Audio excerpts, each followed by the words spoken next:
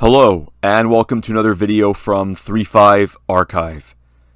Today we're going to be doing our 88th D&D 3.5 Prestige class review, and we're going to be looking at the Hellfire Warlock Prestige class from the Fiendish Codex 2. Hellfire Warlocks reach into the deepest depths of hell in order to empower their Eldritch Blast, and they channel the creation of Mephistopheles in order to channel this fire that is hotter than the hottest flames of any world. And Hellfire does not deal fire damage, even though it is made of flame.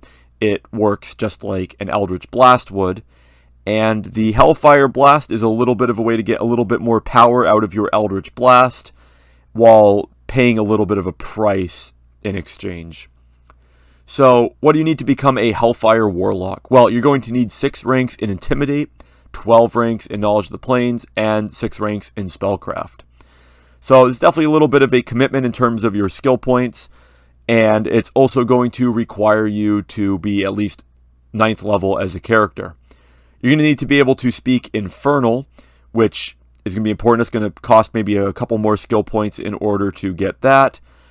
And you must have the Brimstone Blast or Hellrime Blast invocations, which are both lesser invocations that you can get access to after level 6. So you're going to want to have at least a decent intelligence in order to have those extra skill points to be able to speak Infernal, and as well as being able to make sure that you have your bases covered when it comes to all the skills that you want.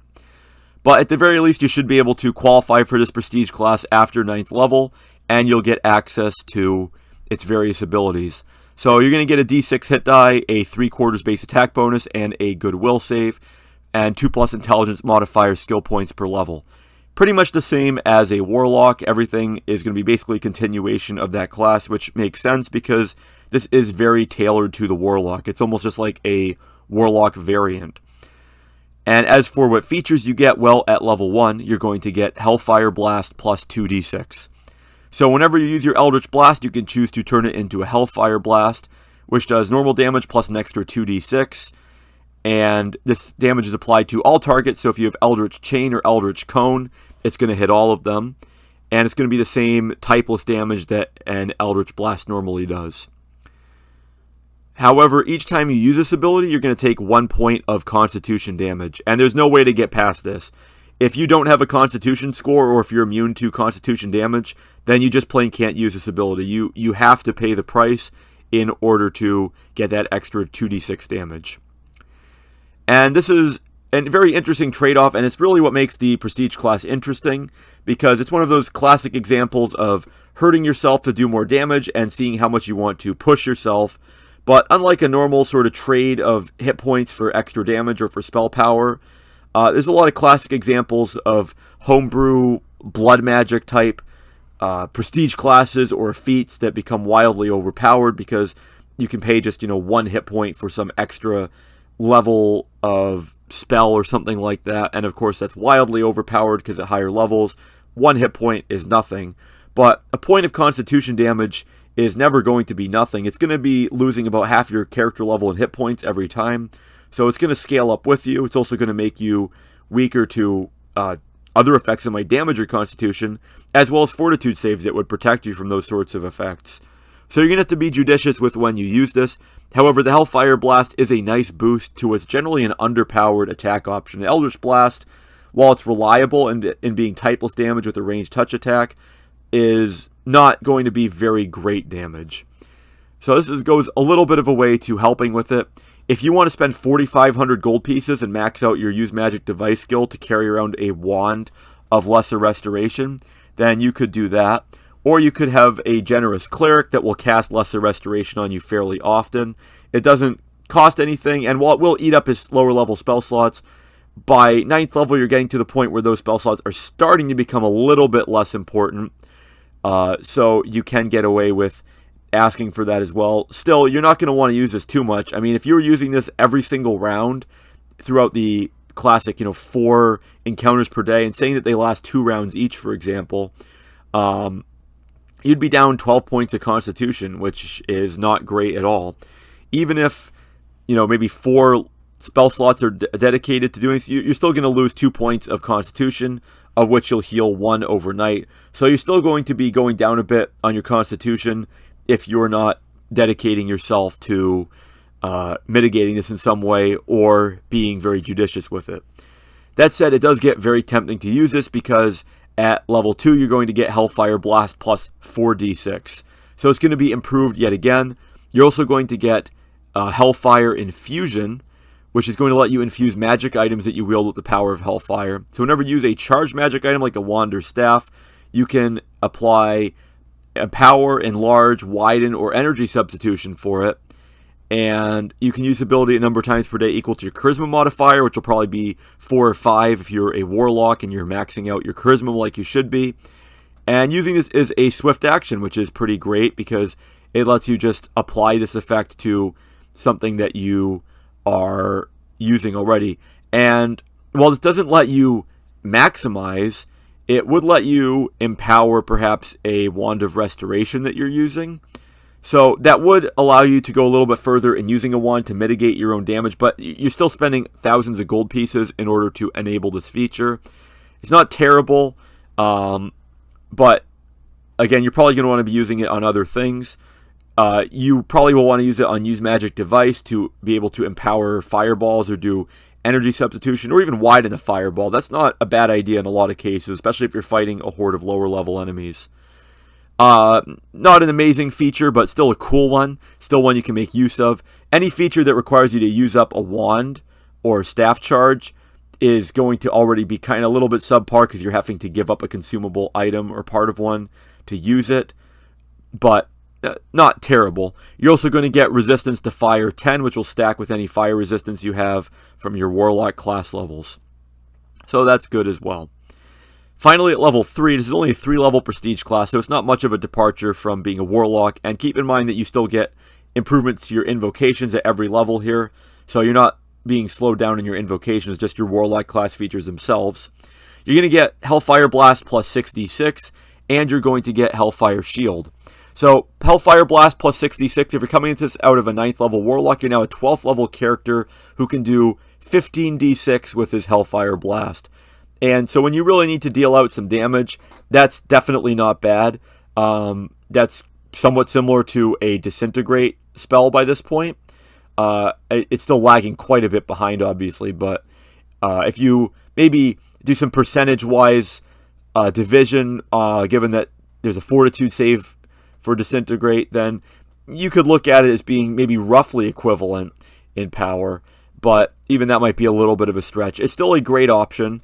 And the 1 point of Constitution damage is looking a lot more tempting here. So you're going to have to be careful and control yourself and make sure that you don't make yourself too weak here. You're also going to get the Hellfire Shield, which is going to let you call up Hellfire to surround yourself as an immediate action when someone does a melee attack against you. You can basically make them do a reflex save or take damage from your Eldritch Blast, including the bonus damage from the Hellfire Blast. However, you still take the point of Constitution damage. So basically, you're taking a little bit of damage in order to avoid maybe a lot more damage, but that's not going to make their attack automatically fail. So this is kind of a bad feature in that you're getting hit with a melee attack probably, and then you are also losing even more. So you're putting yourself closer to death here in order to get a free hit against them, which is good, and it does feed into the concept here. And honestly, it probably is a good option. But again, you could go really crazy as a melee Warlock and lose all your Constitution points in a few rounds simply because you went wild with this Hellfire Shield ability. That said, being able to do 15d6 for free to somebody that attacks you, there's a reflex save for half, which makes it a lot worse than just hitting them with a normal Hellfire Blast, so keep that in mind. They're more likely to save for half than you are probably to miss with a ranged touch attack in most cases. But still good as a secondary option, and you can always just choose to not use this. 3rd level is worth taking for Hellfire Blast plus 66 as is. So this prestige class reminds one a lot of the Kineticist from Pathfinder, if one's familiar with that. It's the sort of the Pathfinder equivalent of the Warlock, although it's got a lot more features and it's a lot more elemental focused. But its blast feature is a lot more powerful, while also requiring you to take non-lethal damage in order to use it. The Constitution damage here is a lot more severe, but it sort of echoes that concept of pushing yourself and straining yourself and hurting yourself to do more damage.